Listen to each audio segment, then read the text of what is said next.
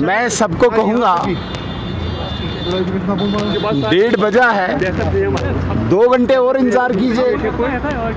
जो national conference के claim है चारों सीट्स पे आपके सामने आ जाएगा। आप क्यों इतनी चिंता कर रहे हैं? 2 घंटे का तो इंतजार है। जो नेशनल कॉन्फ्रेंस अपने एमएलएज के साथ बार्गेनिंग कर रही हो, जो जमात कुरान लेके अपने एमएलएज के घर पूरी रात बैठी हो, क्या आप अपने कैंडिडेट को वोट दीजिए। वो जमात 4 सीटों पे क्लेम करे तो आपको थोड़ा इंतजार करना होगा। जम्मू कश्मीर नेशनल कॉन्फ्रेंस का कहना है भारतीय जनता पार्टी ने एमएलए को खरीदने की कोशिश की है। नहीं, हम खरीदेंगे किसको? हमें खरीदने की आवश्यकता ही नहीं। अगर उनकी मुर्गी हमारे आंगन में अंडे देने आएगी तो हम क्यों मारेंगे उस मुर्गी को? सुनील जी, जिस तरह से हमने देखा आज इस इलेक्शन में पीडीपी, कांग्रेस, नेशनल कॉन्फ्रेंस और कुछ आज़ाद इकोनॉमिक इंजीनियरशिप के भाई सब एक साथ आए बीजेपी के खिलाफ। देखिए, नेशनल कॉन्फ्रेंस ने इस इलेक्शन को पोलराइज कर दिया on the name of religion, on the name of region, क्षेत्र के नाम पे और धर्म के नाम पे। नेशनल कॉन्फ्रेंस ने एमएलएज को कंसोलिडेट करने की कोशिश की। विशेषकर कश्मीर में एक समुदाय के केवल मुस्लिम धर्म से वाबस्तगी रखने वाले एमएलएज हैं, उनको धर्म के नाम पे जुटाने की कोशिश की।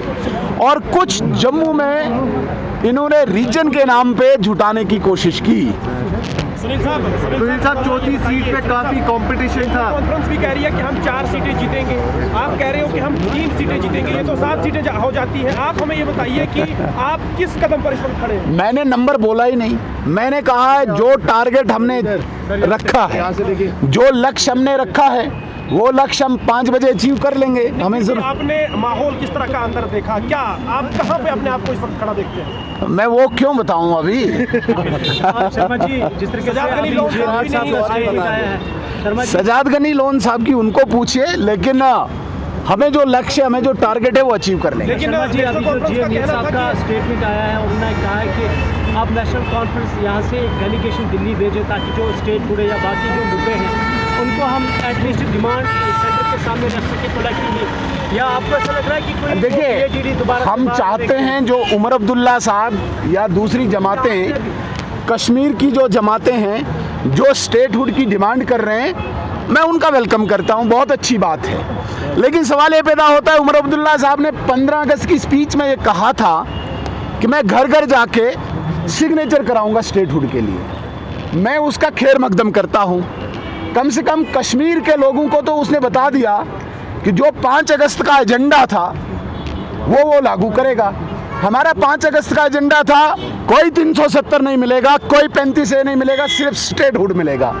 अगर उमर अब्दुल्ला साहब वो सिग्नेचर करने घर घर जाते हैं तो मैं साथ चलूंगा, लेकिन अब वो अपनी बात से मुकर गए।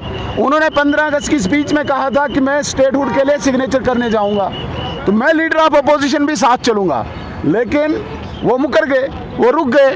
यही तो हमारा एजेंडा था, यही भाजपा का एजेंडा था, यही 5 अगस्त का एजेंडा था कि कश्मीरियों के दिमाग से निकाल दीजिए कि 370 कोई चीज़ है, ये दफन हो चुकी है। 35 कोई चीज़ है। अब एक ही चीज़ है जो सेंटर ने देना है, वो स्टेटहुड देना है।